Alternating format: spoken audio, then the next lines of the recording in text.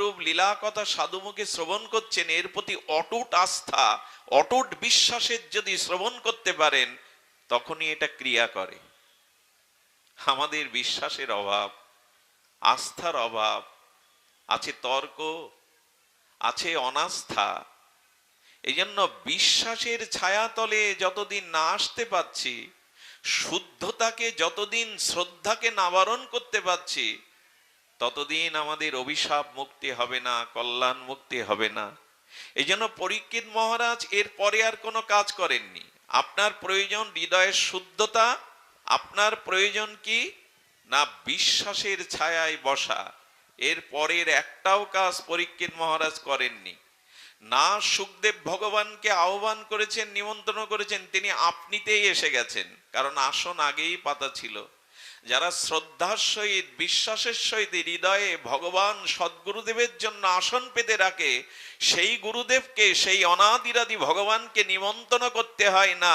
ওই শ্রদ্ধা বিশ্বাস আসনে তিনি নিজেই এসে বসেন, অন্য কারো প্রয়োজন হয় না। সুখদেব ভগবানকে নিমন্ত্রণ করতে হয়নি, উনি এসেই বসেছিলেন। এরপরে কি করেছিলেন? ওনার কোনো কাজ ছিল না। উনি উৎকর্ণ চিত্তে শ্রী গুরু বাক্য হরি কথা শ্রবণ করেছেন, আর 7 দিনেই তাঁর ব্রহ্মরন্ধ্র ফেটে সেই পরমাত্মার পরম স্বরূপ নিত্য ধামও প্রবেশ করেছিলেন এই পরীক্ষিত মহারাজ।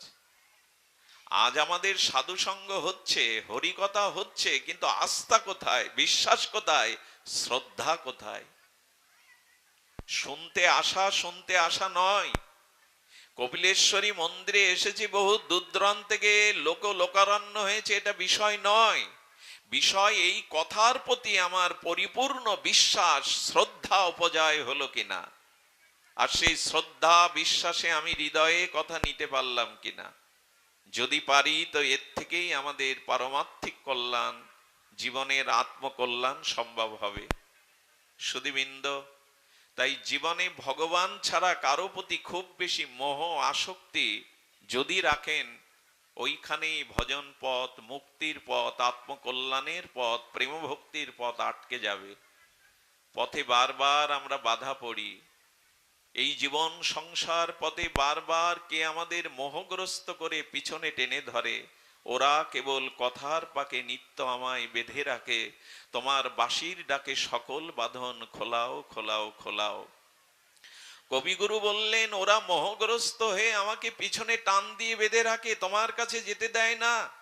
হে বিশ্বেশ্বর, হে করুণা ঘন নিধি, হে করুণাময়, তুমি তোমার বংশীধ্বনি